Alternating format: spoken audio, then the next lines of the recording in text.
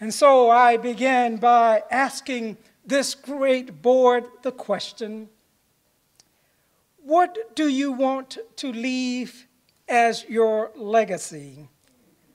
What do you want most to be remembered for with the great work of this board? What do you want people to say about this board 10, 20, 50 years from now?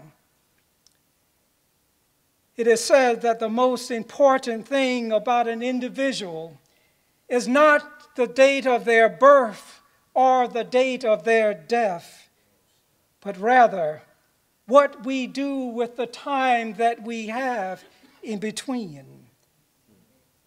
The autobiography of Dr. E. Stanley Jones is entitled A Song of Ascent, and is considered one of the great spiritual classics of all times. Dr. Jones was a great man. He was a missionary to India, a friend to Mahatma Gandhi, a world traveler, and a great writer and speaker. Now, what is most amazing to me about this man is that it took him 3 attempts. It took 3 attempts for him to write his autobiography. And Dr. Jones was 83 years old at the time. He had actually written 2 previous books, but had been unwilling to publish them. The first, he said, was too filled with the little events in life, things he judged not worth telling. In his second attempt, he tried to take the specific events of his life and to use them in some imaginary and creative ways, talking about life in general. But even this effort, he decided, was not the right focus. But it was for him the 3rd time. It was the 3rd time that he determined that he was going to begin with Jesus. And that's what did it.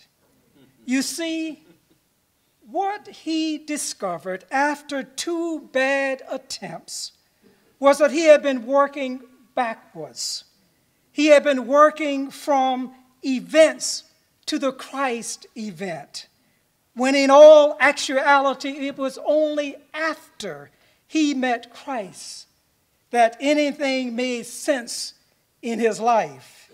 It was only after he put his trust in Jesus that he began to see the proper perspectives and to see the true story of his life unfolding before him.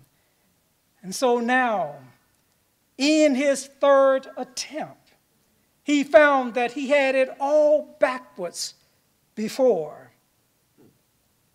Whenever, my friends, we start first with Christ, we can always end up in the right place. Whenever we focus on Christ first as the main event in our life, everything else will always fall into its proper place. As Dr. Jones would say in his introduction to the 3rd book, Jesus has been and is to me the event. This great board of higher education and ministry will not be able to lead the church in developing principled Christian leaders for the church and the world unless we make sure that Christ remains at the center of all that we attempt to do. Amen.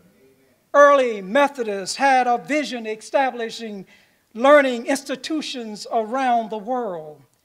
And since the beginning of the Methodist movement, one of our denomination's core values has been an educated laity and an educated clergy.